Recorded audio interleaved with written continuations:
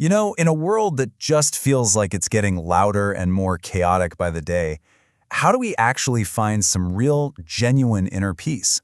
Today, we're going to dive into the Sovereign Path, a spiritual framework that offers a surprisingly direct answer. It's less about super abstract philosophy and way more about a practical, everyday discipline. Let's see what it's all about. Okay, so let's just start with the biggest question of all. We've all been there, right? We read the books, we study, we try to meditate, but what is the one thing, the real key, that actually unlocks spiritual freedom? Well, the text we're exploring today has a very clear and maybe kind of unexpected answer. And here it is. This is the core idea. Liberation isn't about collecting spiritual knowledge like it's a hobby. It's an active, breathing state of living the truth. It's about embodying it, not just thinking about it. But if it's really that simple, why is it so incredibly hard for most of us? And that leads us to a really crucial point, figuring out what's actually holding us back. Most of the time, we know what we should do, but we just get distracted. And according to this text, we're often blaming the completely wrong things. We always point to these big abstract culprits, don't we? It's always, oh, my mind is just too busy, or my ego got in the way again. We paint them as these villains in our own story. But what if they aren't the real source of the problem at all? So here's the twist, and it's a big one. The main source of distraction isn't some epic internal battle with your mind or your ego. Nope. It's the unfiltered, unguarded use of your five senses. What you see, what you hear, smell, taste, and touch. These are the real gatekeepers to your entire inner world. So why do we stumble? Why do we fall off the path? The text says it boils down to two main reasons. First, we get complacent. We think finding a teacher or reading a book is the finish line when it's really just the starting gun. And second, we're careless with what we consume. And I'm not just talking about food. I'm talking about everything we let in through our senses, every single day. So this brings us to the core practice of this whole path. If your senses are the gateways, then you have to become the gatekeeper. It's all about consciously curating what you let in through them. You can almost think of it as creating a sensory diet for yourself. So, what is sensory input? It's literally the food you feed your mind and your spirit. And just like eating junk food all day makes your body feel terrible, low-quality sensory input directly pollutes your inner state. It's that simple. Let's really break this down sense by sense. First up, taste. The sutra is super blunt about this. Things like intoxicants, they cloud your judgment. They can totally derail your practice. But on the flip side, eating pure, mindfully prepared food, what the text calls sanctified, is said to literally elevate your entire state of being. Next is sound. And wow, is this one relevant for us today.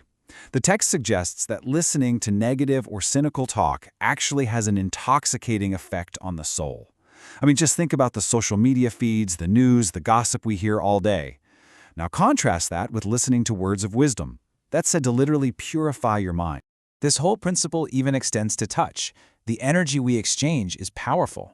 The text claims that physical contact with someone who has a really negative or agitated influence can actually cloud your intellect, while being in contact with a clear-minded, positive person can help restore it.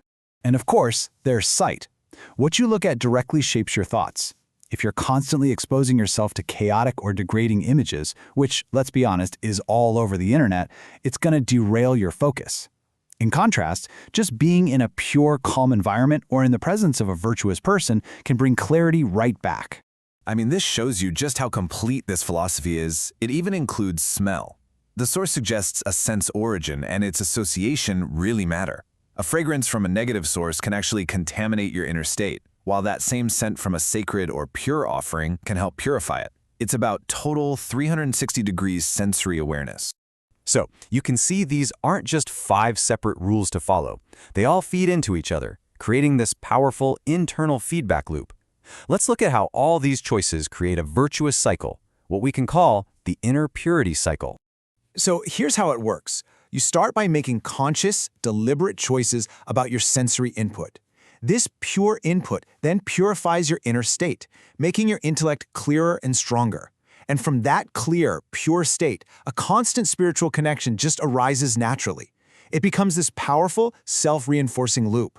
But, and this is a really big but, there's a critical warning here. This inner ecosystem is delicate. The text claims that letting just one of your senses be exposed to a negative influence is enough to throw the entire system off balance. Vigilance is absolutely everything. This idea goes way beyond just sensory input. It extends to the company you keep. The source actually defines two types of environment. There's kusong, which is bad company, environments full of negativity and distraction that corrupt you. And then there's satsang, good company, gatherings of the wise that purify you. Basically, your environment ends up determining your inner state. And the text uses this powerful, almost shocking analogy to really hammer this point home. It says that dealing with a corrupting influence is like a snake bite. To save the whole body, you have to be willing to take immediate, decisive action, like cutting off the afflicted finger. It really frames this as a matter of spiritual survival. So where does all this leave us? Well, the path forward can actually be boiled down into a simple, really powerful formula that summarizes this entire teaching. And here it is, the entire philosophy in one simple equation. Conscious discipline over your senses, plus choosing good company, equals inner purity. It's not complicated, it's not mystical, it's a clear, actionable formula for transformation. And the promise for those who actually follow this path? It's profound. The source assures that living this way brings blessings and ultimately leads you to your highest spiritual destination, a state of true liberation. And of course, the warning is just as direct. If you neglect this path, it says, the only result is sorrow, aimless wandering, and a huge delay in your spiritual progress. The choice and its consequences are laid out as clearly as they can be. And so, this is where we end. The sovereign path puts all the power and all the responsibility right back on your shoulders. Your senses are the gateways to your soul, to your inner world. So the only question that really matters is a powerful one. Who are you giving the keys to?